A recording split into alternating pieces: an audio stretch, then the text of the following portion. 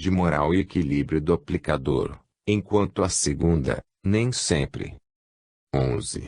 É o magnetismo humano, animal, o mesmo dos ímãs ou do resultante das correntes elétricas? Não. No magnetismo humano se percebe e se constata a existência de um componente anímico que não participa das outras modalidades de magnetismo. Outros sim. No magnetismo dos ímãs e dos oriundos dos campos energizados por eletricidade, obtém-se padrões e quantidades invariáveis e fisicamente mensuráveis, abstração feita às variações previstas e determinadas. No magnetismo humano os valores são extremamente flexíveis e variáveis não apenas por condições físico-químicas e orgânicas mas igualmente por influências psíquicas e espirituais. 12. Existe diferença entre passes e imposição de mãos. Em termos espíritas, passes tanto pode ser entendido como conjunto de recursos e transferências fluídicas levadas a efeito com fins fluidoterápicos, como uma das maneiras pela qual se faz tais transferências. No primeiro caso, a imposição de mãos seria um dos recursos, no segundo, uma das maneiras. Assim sendo, de forma literal, passe e imposição de mãos não são a mesma coisa, em termos de uso. Contudo, tem-se a imposição de mãos como uma técnica de passe. Tanto que é comum se falar de um querendo se dar a entender o outro. De outra forma, observemos a ponderação de nossa contemporânea Dalva Silva Souza, em excelente artigo publicado em Reformador. A palavra passe é um D verbal de passar, o verbo que, sem dúvida, transmite a ideia de movimento. Por outro lado, imposição de mãos já deixa bem induzido que se trata de atitude estática, sem movimento, posto que, derivado do verbo impor, imposição, nesse sentido, quer dizer, ato de fixar, estabelecer. Outras dúvidas e equívocos, por certo, existirão. Mas, se não temos a pretensão de esgotar o assunto, nos resta a certeza de que ao longo desta obra, muitas questões serão resolvidas e vários problemas ganharão solução. Por outro lado, se novas dúvidas surgirem, como resultado da reflexão, do estudo, da análise e do raciocínio, é sinal de que teremos alcançado um bom primeiro porto, do qual, após o reabastecimento em novas pesquisas, partiremos buscando, juntos, novos e promissores horizontes, tudo em nome do Evangelho. Capítulo 2. Os objetivos do passe. E insistentemente lhe suplica: minha filhinha está à morte, vem, impõe as mãos sobre ela, para que seja salva, e viverá. Jesus foi com ele. Mesmo sendo o passe uma das circunstâncias mediúnicas mais comuns nas instituições espíritas, precisamos reconhecer, tanto pelo estudo quanto pela vivência, quais seus verdadeiros objetivos para, a pretexto de desconhecimento de causa, não virmos amanhã desvirtuar-lhe os fins utilizando-nos de meios antidoutrinários ou então, ainda que através dos meios mais corretos, desvalorizemos os fins, por impertinentes. Afinal, se fazer é uma obrigação, saber fazer é um dever, e fazê-lo correto, no tempo, momento e lugar certo, é buscar a perfeição. Não sendo outro o motivo de nosso estágio aqui na Terra senão o de buscarmos, pelos meios ao nosso alcance, o final feliz, que é a perfeição, reconhecemo-nos numa posição que, pelo nível, ainda nos solicitará muito esforço, trabalho, vidas, renúncias, estudos e sacrifícios, até atingirmos o grande desiderato. Sendo o magnetismo um dos meios que utilizaremos seguidamente, tomá-lo-emos tendo em vista a manutenção do estudo do passe dentro dos limites atinentes às causas e aos efeitos fluídicos de cura e de alívio orgânico e psíquico, além de auxiliar nos tratamentos espirituais e desobsessivos. Evitaremos o aprofundamento que nos levaria ao estudo da exteriorização da sensibilidade e da motricidade, bem como aos efeitos hipnóticos, aos métodos de regressão de memória e às características atinentes ao sonambulismo. Afinal, o que vamos estudar mesmo é o passe e não necessariamente o magnetismo, apesar de com isso não querermos dizer que desprezaremos suas bases e técnicas, experiências e conclusões, muito pelo contrário. Não só as utilizaremos como servirão de fundamental importância na sedimentação do entendimento, na efetivação de sua prática e para explanação lógica de vários pontos comuns. Comecemos, então, buscando a lucidez e objetividade do espírito André Luiz, o qual nos faz meditar com grande proveito. O passe não é unicamente transfusão de energias anímicas, é o equilibrante ideal da mente. Apoio eficaz de todos os tratamentos. Se usamos o antibiótico por substância destinada a frustrar o desenvolvimento de micro-organismos no campo físico, por que não adotar o passe por agente capaz de impedir as alucinações depressivas, no campo da alma? Se atendemos à asepsia, no que se refere ao corpo, por que descurar dessa mesma asepsia no que tange ao espírito? Aí encontramos André Luiz estendendo definições, com isso favorecendo-nos uma abertura para nosso estudo. O passe é o equilibrante ideal da mente, funcionando como coadjuvante em todos os tratamentos, não só físicos, mas igualmente da alma. Por isso mesmo, os objetivos do passe ficam bem categorizados como elementos a serem alcançados em dois campos, materiais e espirituais, a se refletirem no paciente, no passista e na casa espírita. Corroborando com isso, encontramos Martins Peralva quando, estudando a mediunidade neste campo específico, nos lembra o socorro, através de passes, aos que sofrem do corpo e da alma, é instituição de alcance fraternal que remonta aos mais recuados tempos. Tendo este raciocínio como ponto de partida, componhamos uma análise um tanto quanto didática, distinguindo os objetivos do passe em três grupos. 1. Em relação ao paciente. 2. Em relação ao médium. 3. Em relação à casa espírita. 1. Em relação ao paciente. O passe espírita objetivo o reequilíbrio orgânico, físico, psíquico, perispiritual e espiritual do paciente. Chega-se fácil a esta conclusão pela observação de que, quando um paciente procura o passe, ele busca, com certeza, melhora para seu comportamento orgânico, psíquico ou espiritual, o que já representa uma afirmativa desse objetivo. Quando os médiuns sentem-se doando energias e, por vezes, se fatigam após as sessões de passes, deixam claros indícios de que houve transferências fluídicas em benefício do paciente. Na comprovação das melhoras ou curas dos pacientes, novamente se confirma a tese. No estudo dos mais variados tratados e obras sobre o assunto, não há quem discorde desse objetivo. E tantas outras evidências existem que não sobra margem para tergiversações. Não se deve, porém, confundir o objetivo do passe com o seu alcance. Erroneamente é comum se deduzir do fato de alguém não ter sido curado num determinado tratamento fluidoterápico, este deixa de ter sua objetividade definida. Tal raciocínio equivaleria a se condenar à medicina tomando como base os casos que não tiveram solução possível, ou se acusar um médico pelo fato de um paciente não responder a certos medicamentos.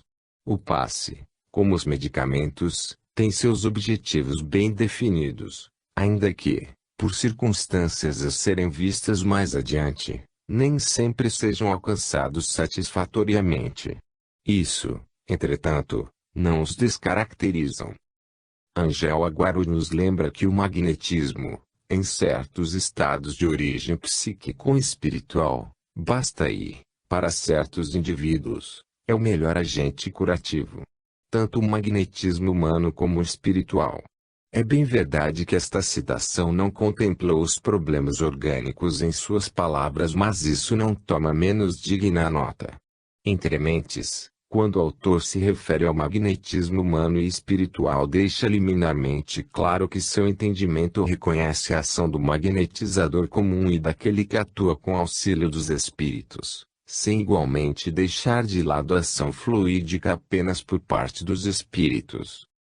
Não se trata de opinião isolada, o espírito Emmanuel assim se pronuncia: se necessitas de semelhante intervenção, do passe, recolhe-te à boa vontade, centraliza tua expectativa nas fontes celestes do suprimento divino, humilha-te, conservando a receptividade edificante, inflama o teu coração na confiança positiva e, recordando que alguém vai arcar com o peso de tuas aflições, retifica o teu caminho, considerando igualmente o sacrifício incessante de Jesus por nós todos, porque, de conformidade com as letras sagradas, ele tomou sobre si as nossas enfermidades e levou as nossas doenças. Aqui encontramos toda uma definição de objetividade, um verdadeiro manual de orientação a quem vai se beneficiar das benesses de um passe. É a parte moral e espiritual do passe em destaque, convidando o paciente à humildade com boa vontade, a fé com a responsabilidade de saber que alguém está agindo em seu favor, pelo que o respeito e a contrição são necessários. Para reforçar que os objetivos alcançam a área das influências espirituais, eis a palavra de Kardec: às vezes, o que falta ao obsidiado é força fluídica suficiente. Nesse caso, a ação magnética de um bom magnetizador lhe pode ser de grande proveito. Fica definido, desta forma, que o primeiro objetivo do passe é, para a pessoa ou para o espírito que carece e procura esse notável agente de cura, o socorro que lhe proporciona um reequilíbrio orgânico, psíquico, perispiritual e espiritual. 2. Em relação ao médium. Numa importante mensagem do Abade Príncipe de Oenloe, Espírito, intitulada Conselhos sobre a Mediunidade Curadora, encontramos farto material para a definição dos objetivos ora epigrafados. Em geral, os que buscam a faculdade curadora têm como único desejo o restabelecimento da saúde material, de obter a sua liberdade de ação de tal órgão, impedido nas suas funções por uma causa material qualquer.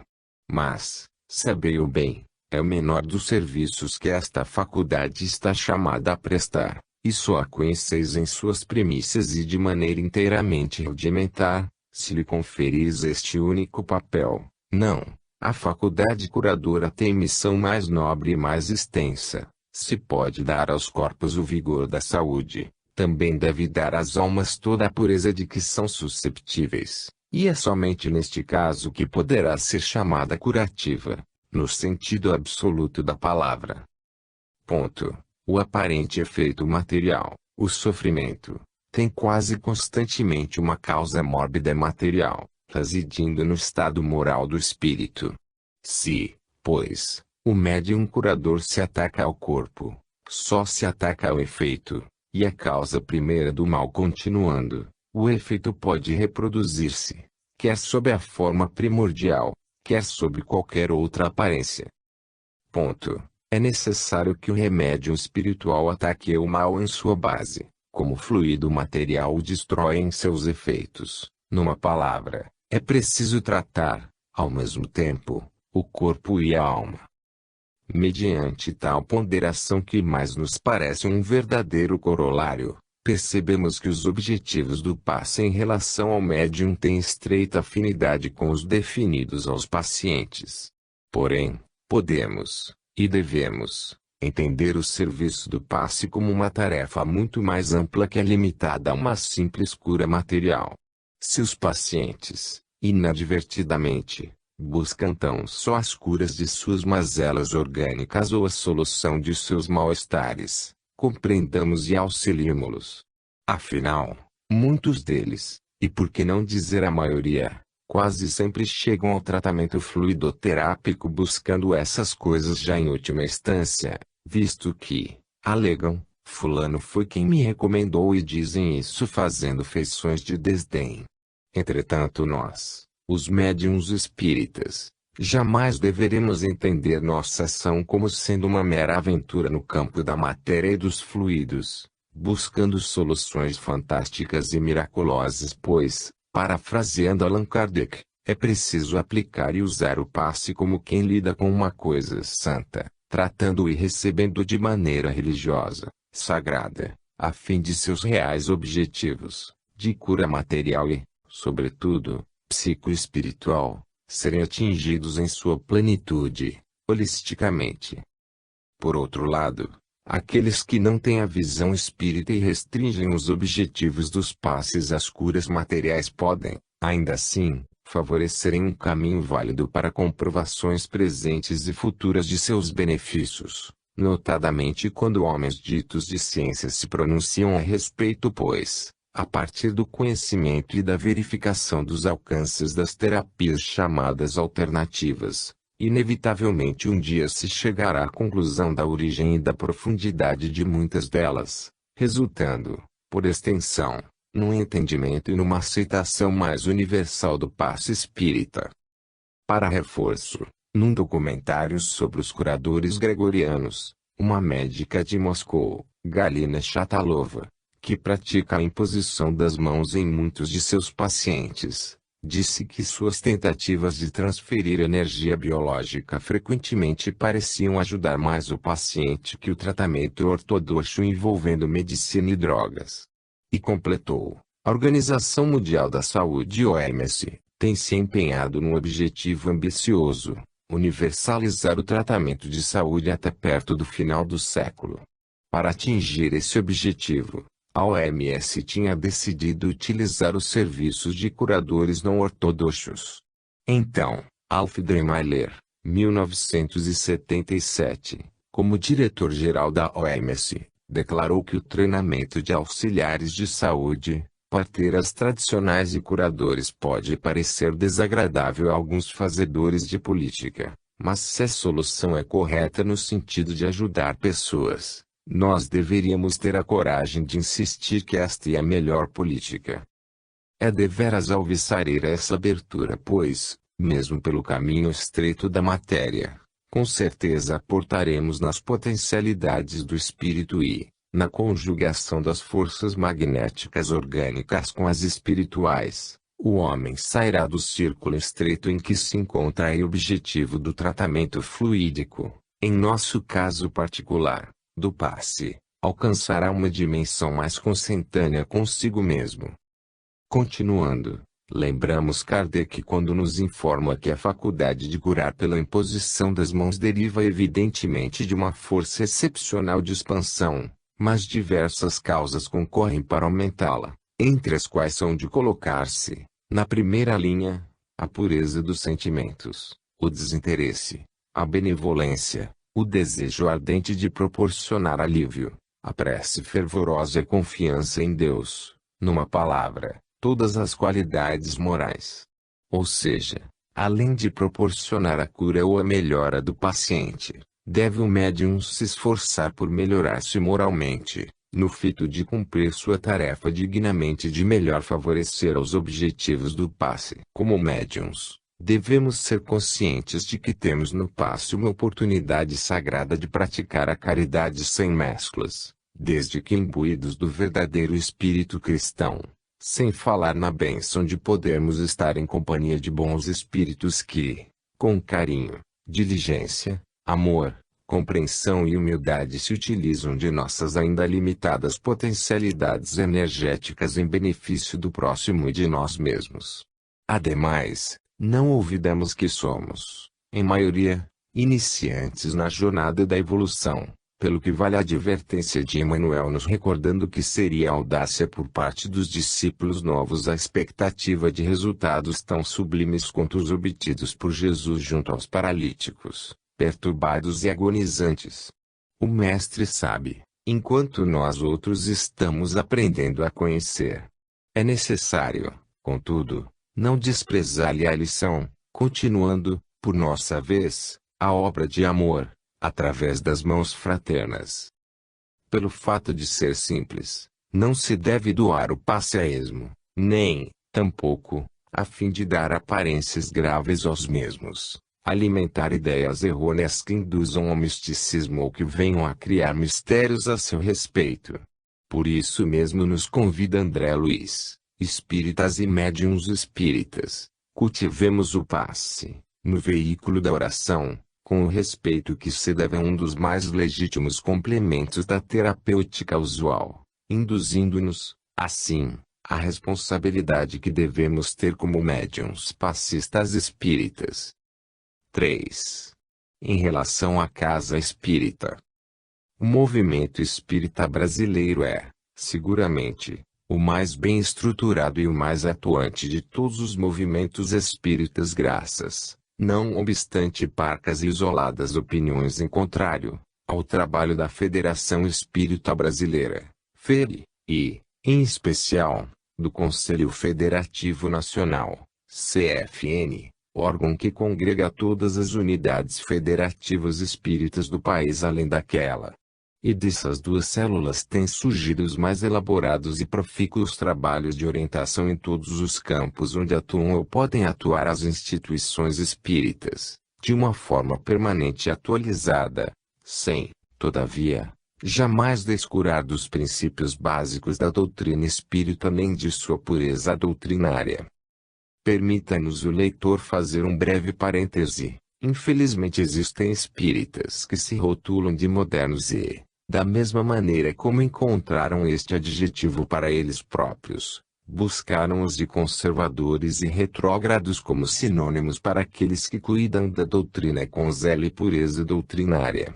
Pelo fato de Kardec ter vivido no século passado, esses modernos chamam seu Pentateuco de clássico, ensejando-se tratar de artigo de prateleira de museu. Embora tenhamos aprendido a respeitar as opiniões alheias, não podemos concordar nem aceitá-las todas. E essa é uma das que discordamos. Entendemos como pureza doutrinária a fidelidade que devemos ter ao Pentateuco kardeciano e o respeito à sua linha isenta de rituais, cismas e dogmas, buscando a atualidade das coisas mas não nos entusiasmando excessivamente pelas levas sucessivas de modismos que de tempos a tempos assola nosso meio, quase sempre destituídas de qualquer fundamentação lógica ou doutrinária. Afinal, atualizar-se não quer dizer desprezar ou menosprezar as bases, ao contrário, significa justapor-lhe, a essência, os avanços comprovadamente coerentes e cabíveis. Nisso tudo estamos integralmente com Arilex, quando diz, no movimento espírita costuma haver uma certa condescendência para com as pequenas deturpações, condescendência essa rotulada como tolerância cristã. Estão errados. Tolerância deve haver para as falhas das pessoas, que devem ser esclarecidas e apoiadas, ajudando-as a saírem do ciclo erro-sofrimento. Tolerância com as pessoas, sim, mas conivência com as deturpações, jamais. E conclui acertadamente mais adiante, é urgente e fundamental que todos aqueles que tiveram a ventura de entender o Espiritismo lutem, dia a dia, pela manutenção da pureza doutrinária. Que não se omitam, o que não se pode permitir é que, em nome do Espiritismo, se pratiquem atos totalmente condenados pela doutrina. Fecha parênteses. Hoje possuímos um documento de rara oportunidade, resultante de uma série de reuniões, plenárias, encontros, estudos e análises sobre o movimento espírita brasileiro, promovidos pela FEB com a participação de todas as unidades federativas espíritas do Brasil, cuja conclusão culminou em meados do ano de 1980, o que evidencia a atualidade do documento.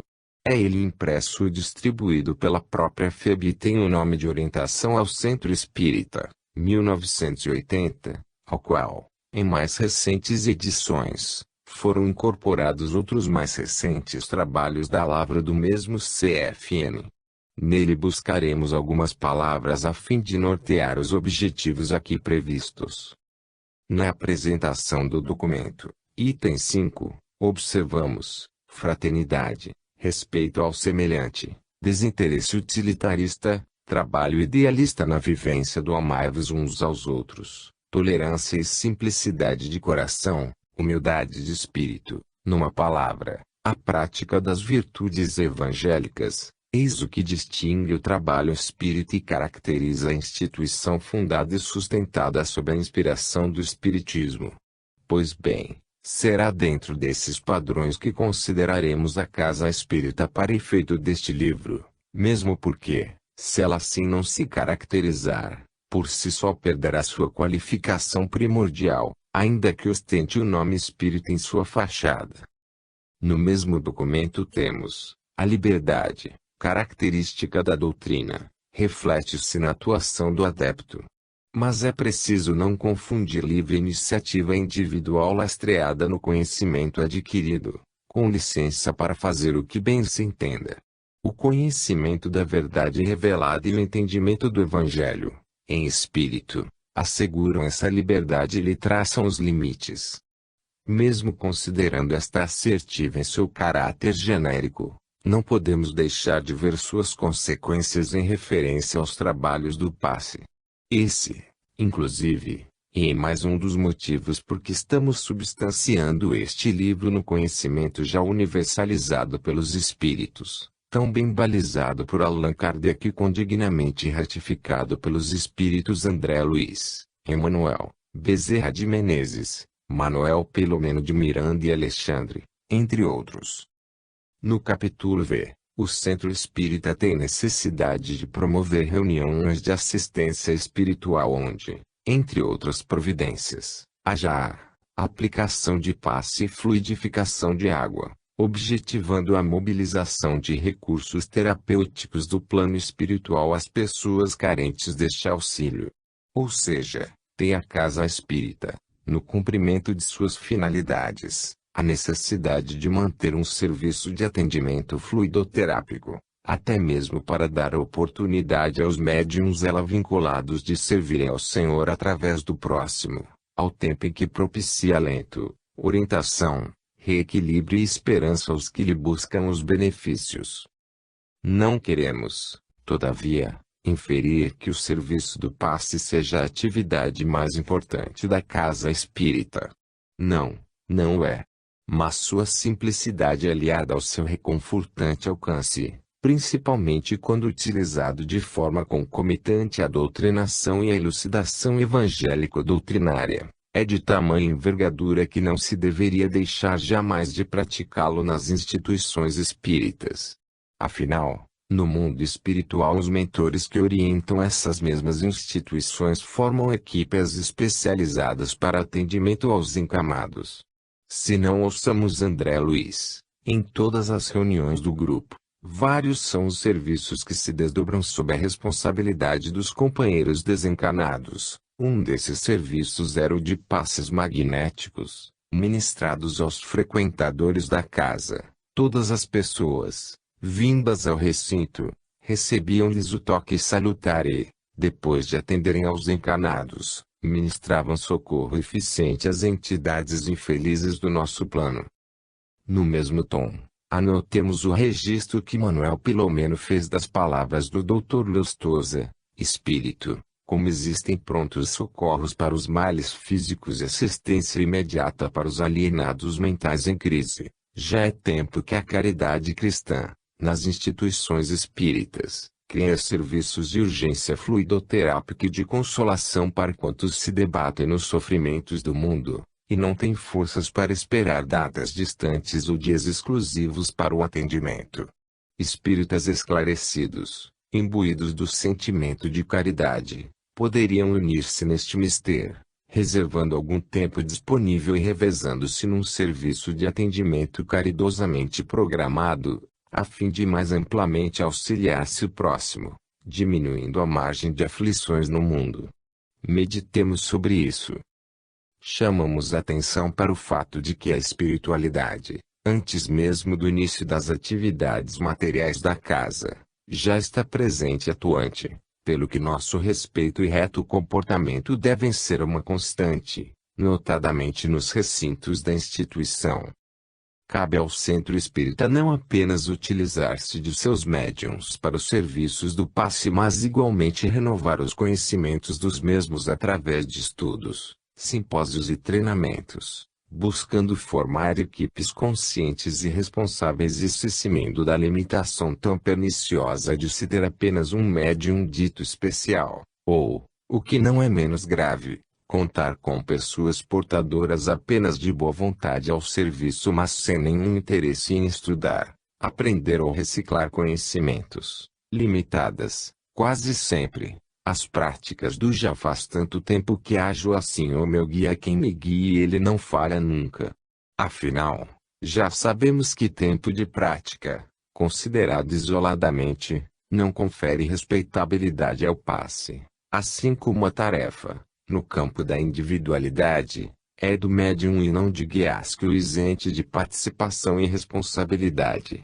Conscientizemos nossos passistas de suas imensas e intransferíveis responsabilidades, pois em todas as atividades de nossas vidas somos nós, direta e insubstituivelmente, responsáveis por nossos atos, que se há de pensar daquela vinculada a tão nobilitante tarefa.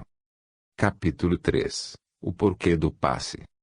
Enquanto estas coisas lhes dizia, eis que um chefe, aproximando-se, o adorou, e disse, minha filha faleceu agora mesmo, mas vem, impõe a tua mão sobre ela, e viverá. Os acúmulos de bênçãos que os seus incessantemente nos concedem se fazem bem patentes quando somos atendidos pela fluidoterapia, quer no alívio de uma simples dor de cabeça, quer fazendo menorar sofrimentos mais atrozes, tanto nos clareando a mente em vias de estressar-se quanto nos eximindo das ligações espirituais mais violentas e tenazes.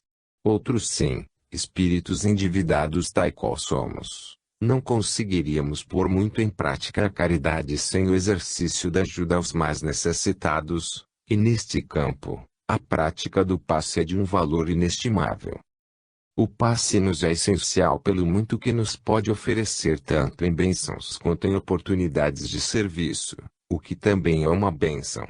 Mas é comum, na prática, deturpar-se um pouco esta conclusão, enquanto alguns julgam serem imunes à necessidade dele para si mesmos, outros caem no vício de tomá-lo tantas vezes sejam possíveis e não apenas quantas necessárias.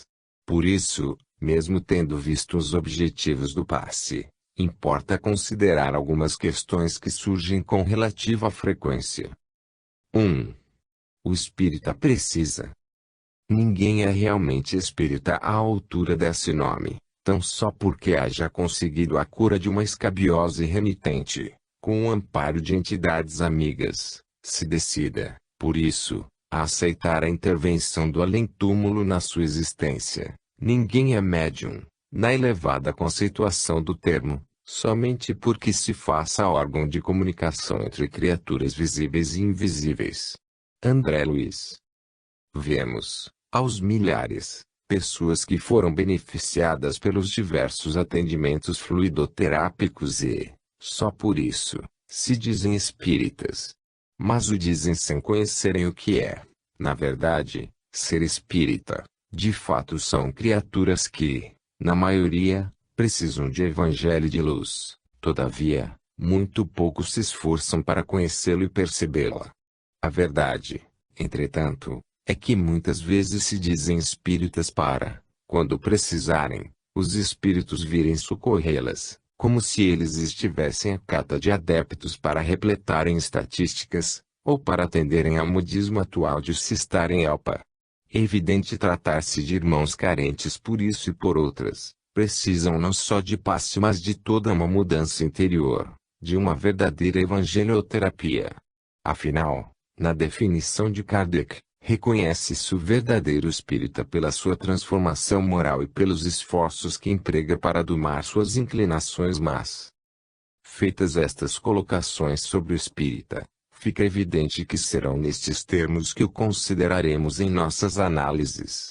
Ou seja, são espíritas aqueles que professam a doutrina espírita e por sua orientação procuram pautar sua vida e seus atos. Assim sendo, volta à questão, o espírita precisa do passe. Sem dúvida sim, pois sendo o espírita um ser humano normal, sujeito a todas as necessidades e vicissitudes da vida, está, por isso mesmo, exposto aos mesmos problemas e males que toda a humanidade.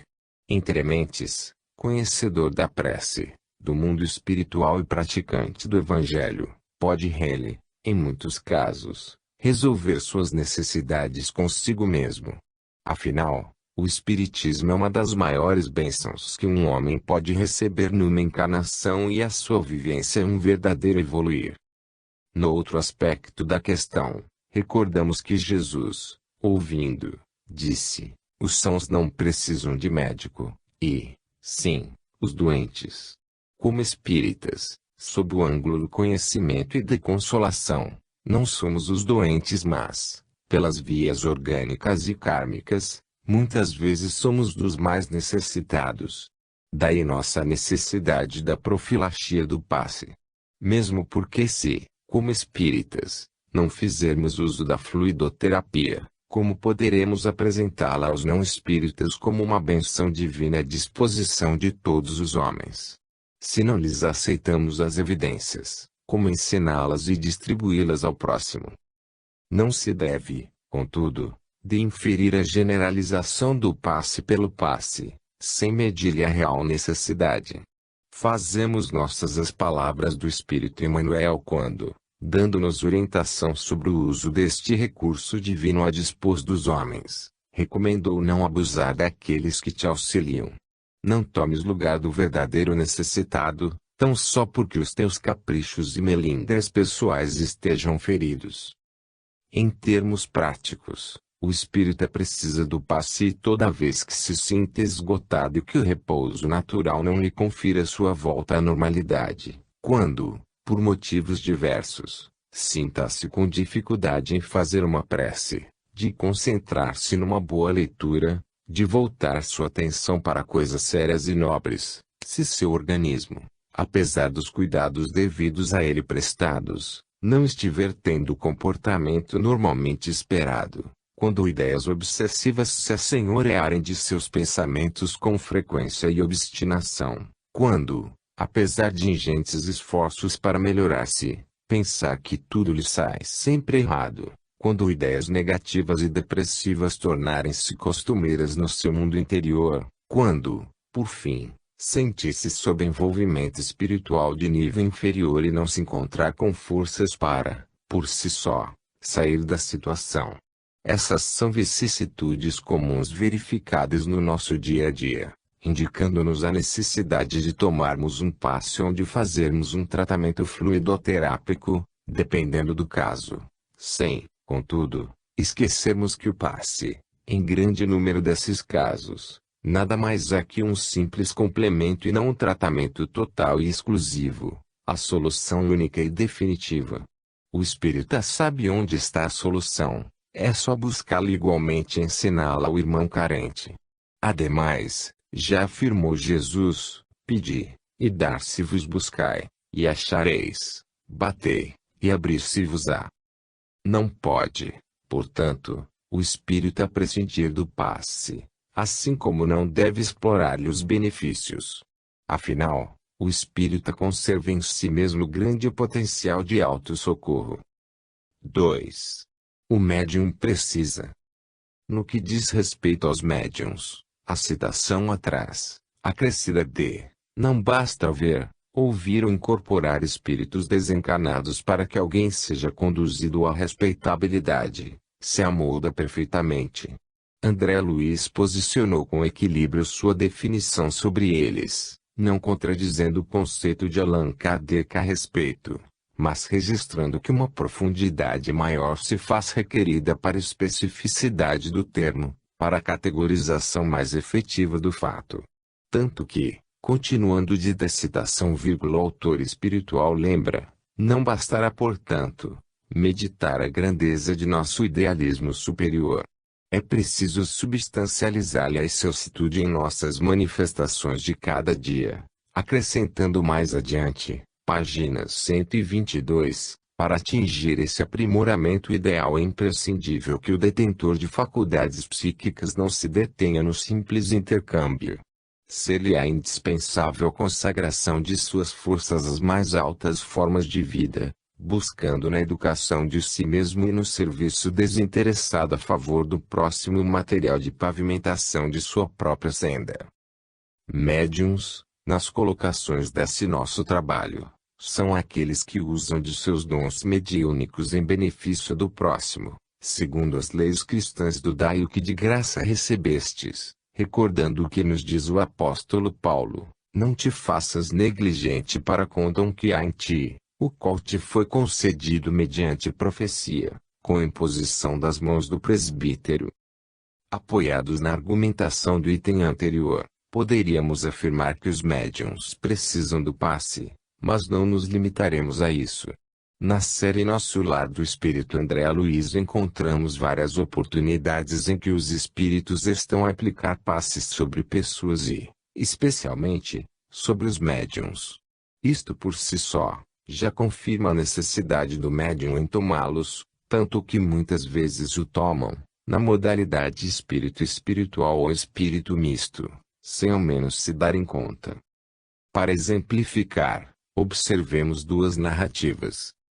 Ponto. Necessitamos de colaboradores para o auxílio magnético ao organismo mediúnico. O aparelho mediúnico foi submetido a operações magnéticas destinadas a socorrer o organismo nos processos de nutrição, circulação, metabolismo e ações protoplásmicas. Agora esta outra, enquanto Gabriel se postava ao lado da médium, aplicando-lhe passes de longo circuito, como a prepará-la com segurança para as atividades da noite, o condutor da reunião pronunciou o sentido da prece. Verificamos, portanto, a espiritualidade se incumbindo do atendimento aos médiuns através do passe, atividade espiritual nunca desprezada em reuniões mediúnicas, no intuito de favorecer condições necessárias para o encaminhamento dos trabalhos e também ajudar e socorrer os próprios tarefeiros. Isto, contudo, não isenta o médium de suas responsabilidades, posto que, o médium, por excelente que seja sua assistência espiritual, não deve descurar-se da própria vigilância, lembrando sempre de que é uma criatura humana, sujeita, por isso, a oscilações vibratórias, a pensamentos e desejos inadequados. Martins Peralva. Atentemos para o fato de que os médiuns, em sua generalidade, não são missionários na acepção comum do termo, são almas que fracassaram desastradamente, que contrariaram, sobremaneira, o curso das leis divinas e que resgatam, sob o peso de severos compromissos e ilimitadas responsabilidades, o passado obscuro e delituoso, e que regressam ao orbe terráqueo para se sacrificarem em favor do grande número de almas que desviaram das sendas luminosas da fé, da caridade e da virtude. Emmanuel. Compreendamos assim que o médium deve realizar permanente esforço de autoaprimoramento, conhecendo-se a si mesmo e domando suas más inclinações. Dessa forma, estará como o servidor fiel que se encontra pronto sempre que o serviço aparece. Mas, se por algum motivo, após analisar se sentir que não se encontra bem, além da prece e de uma boa leitura, o passe é o coadjuvante por excelência, só para o médium como para o espírito em geral, diríamos mesmo que ele é o indispensável elemento reequilibrante. O médium não pode achar, só por sê-lo, que está isento de influenciações ou perturbações diversas. Para ele, até mesmo por sua facilidade de sintonia com o plano espiritual e por sua sensibilidade, o passe pode surtir efeitos mais rápidos e duradouros. Não entendamos, contudo, devam os passistas buscarem receber passes após o terem aplicado, no sentido de se reabastecerem. Tal prática apenas indica o pouco entendimento que têm as pessoas com relação ao que fazem. Quando aplicamos passes, antes de atirarmos as energias sobre o paciente, ficamos envolvidos por essas energias, por essas vibrações, que nos chegam dos amigos espirituais envolvidos nessa atividade, o que indica que, antes de atendermos aos outros, somos nós, a princípio, beneficiados e auxiliados para que possamos auxiliar, por nossa vez. Raul Teixeira. 3. substitui o esforço próprio. Do ponto de vista terreno, a máxima, buscai e achareis é análoga a outra, ajuda-te a ti mesmo, que o céu te ajudará.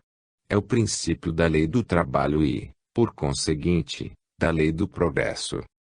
Ponto. Não, os espíritos não vêm isentar o homem da lei do trabalho, vêm unicamente mostrar-lhe a meta que ele cumpre atingir e o caminho que a ela conduz, dizendo-lhe, anda e chegarás. Toparás com pedras, olha e afastas tu mesmo. Nós te daremos a força necessária, se a quiseres empregar. Allan Kardec. Estas palavras são muito transparentes. A necessidade do esforço próprio é inerente à própria natureza, e é humana com especial ênfase. Isto, inclusive, apesar da simplicidade e objetividade com que o assunto é colocado, põe em xeque muitas hipóteses ditas revolucionárias ou arrebatadoras que vivem a surgir, repletas de promessas as mais mirabolantes e inverossímeis possíveis, ou mesmo com aparentes lógicas e comprovações, mas só aparentes. É que essas propostas de tratamentos e curas, quase sempre sem fundamentos, argumentam o paciente só precisa fazer esse ou aquele exercício, físico ou psíquico, dessa ou daquela maneira, tantas ou quantas vezes, para ficar definitivamente curado. A própria ciência médica nos dá conta de que, apesar dos inúmeros casos laboratoriais, com estudo, análise e desenvolvimento de medicamentos com cobaias, seguidos do acompanhamento sério e metódico das aplicações em que substâncias previamente determinadas são verificadas nos pacientes quase nunca as posologias são as mesmas, ainda que para casos semelhantes. Em face de tal verificação, que pensar das propostas cuja maioria não possui fundamentação técnica, teórico ou experimental, e que usam de um mesmo padrão libetota para todos os casos, ou que, usando regras diferentes, não sustentam um mínimo de questionamento sério. Seriam mais respeitáveis pelo simples fato de se dizerem espirituais ou alternativas. Cremos que não. Mas essa lógica, para ser boa e correta, deve valer também para os espíritas e, infelizmente, centros, grupos e pessoas espíritas existem que, apressadamente estipulam um número X de passes para que o paciente fique curado, sem se aterem à imperiosa necessidade de fazê-lo refletir sobre suas necessidades de reformas interiores, bem assim no esforço para reterem os benefícios recebidos por ocasião daquele. Como naquelas outras escolas, aqui também não dará certo. Ocorre que, conforme veremos com mais detalhes adiante, no passe recebemos fluidos os quais, apesar do seu alto poder de penetração, podem ser facilmente degenerados, desmaterializados, desmagnetizados enfim, por efeito de nosso comportamento mental, de nosso hálito psíquico. Além do que, a absorção fluídica e sua manutenção em nossos corpos físicos e fluídicos dependem de uma enormidade de fatores. Por mais repetitivo possa parecer, não podemos deixar de enfatizar que títulos de fé não constituem meras palavras, acobertando-nos deficiências e fraquezas. Expressam deveres de melhoria que não nos será lícito fugir, sem agravos de obrigações. André Luiz. Verdade é que muitos se enchem de fé pelo fato de alcançarem uma cura. Mas, será fé mesmo? Não seria apenas desculpa momentânea para eximir-se das responsabilidades sempre presentes quando se obtém dádivas do céu? Suportaria essa fé uma recaída momentânea?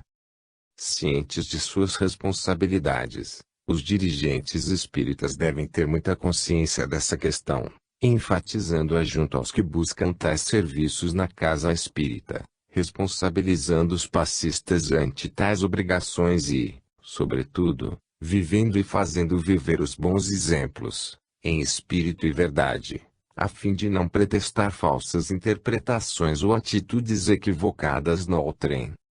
Por outro lado, igualmente não devemos nem podemos desvalorizar o trabalho dos espíritos, atribuindo-lhes valores quiméricos por julgarmos seja obrigação deles nos atenderem prontamente, como se fôssemos criaturas ímpares em virtudes e méritos e que, por isso, o cuidado conosco lhes sejam tarefas primordiais. Tampouco imaginemos que a ação fluídica no plano espiritual, por eles, seja simplória e graciosa como um simples estalar de dedos, como o uso de uma varinha de condão. A respeito, o espírito Alexandre, pela narrativa de André Luiz, nos lembra: nossos amigos encarnados muitas vezes acreditam que somos meros adivinhos e, pelo simples fato de nos conservarmos fora da carne, admitem que já somos senhores de sublimes dons divinatórios, esquecidos de que o esforço próprio, como trabalho legítimo, é uma lei para todos os planos evolutivos. Na monumental obra Memórias de um Suicida, encontramos uma posição que define a questão em um sentido mais amplo. O ser iniciado no espiritismo cristão não exclui a necessidade de grandes reparações e testemunhos dolorosos. Sem dúvida se trata de uma advertência das mais duras. Entretanto, acreditamos que o autor espiritual, Camilo Cândido Botelho, pseudônimo do poeta português Camilo Castelo Branco, não queira aí menoscabar os valores das ajudas que possamos ter ou que venhamos a buscar. Ele patenteia assim a necessidade das reparações, devidas a débitos contraídos, ou a quase fatalidade dos testemunhos dolorosos que temos de passar, como prova de quitação. O Espírito Emmanuel, quando analisa a cura da cegueira de Paulo, realizada por Ananias sob a indicação pessoal do Cristo, nos recoloca ante a dimensão real da questão. O Senhor, utilizando a instrumentalidade de Ananias, não lhe cura senão os olhos, restituindo-lhe o dom de ver. Paulo sente que lhe caem escamas dos órgãos visuais e, desde então, oferecendo-se ao trabalho do Cristo, entra no caminho do sacrifício, a fim de extrair, por si mesmo, as demais escamas que lhe obscureciam as outras zonas do ser. Não te esqueças, pois, de que na luta diária poderás encontrar os Ananias da fraternidade, em nome do Mestre, aproximar-se-ão, compassivos tuas necessidades, mas não ouvides que o Senhor apenas permite que te devolvam os olhos, a fim de que, vendo claramente, retifiques a vida por ti mesmo. E continuando com a sabedoria emanuelina, obtemos a resposta do título deste item. Naturalmente, toda prática edificante deve ser aproveitada por elemento de auxílio. No entanto, compete a cada individualidade humana o esforço iluminativo. Afinal, que exemplo nos deu o Cristo? Que esforços ele usou? Conclusão inarredável, insubstituível o esforço próprio, quer do paciente, seja ele quem for, quer do médium, quer dos dirigentes, quer dos espíritos, pois ninguém há na natureza que esteja dispensado das leis de trabalho e evolução. E estas leis requerem de cada um de nós esforço próprio, empenho, dedicação, superação íntima, boa vontade, renúncia, humildade e amor. 4. Porque os espíritos não dispensam os médiuns. Parece intrigar a muitos o fato da espiritualidade não dispensar nossa participação nos passes, mesmo quando é reconhecido que a manipulação dos fluidos e nosso potencial fluídico são orientados, reforçados e melhorados por ela. Isso sem considerar que muitas vezes, por imprevidência, irresponsabilidade, desconhecimento ou prepotência, ainda criamos embaraços e obstáculos à possibilidade de um melhor serviço da parte deles por nosso intermédio. Kardec, sempre atento, nos dá uma indicação muito interessante: os espíritos vêm ajudar o desenvolvimento da ciência humana, e não suprimi-la. Aí patenteia-se a sabedoria dos espíritos que contam com nossa participação no intuito de nos ajudar a percorrermos os longos caminhos da evolução. Não pensemos que eles não nos dispensem para não se verem como frágeis espíritos que não contam conosco. Se é para usar a expressão, mais frágeis ainda seríamos nós, espíritos vacilantes, se não fosse a participação deles, pois suas ausências, além de outros fatores, nos limitaria os conceitos e conhecimentos, fazendo assim com que a marcha de nosso progresso se desse a passos muito lentos e vacilantes. Outra situação a considerar é o fato de nossa animalidade orgânica ainda requerer fluidos animalizados e grosseiros, o que é confirmado, inclusive, por Jesus: o que é nascido da carne é carne e o que é nascido do espírito é espírito.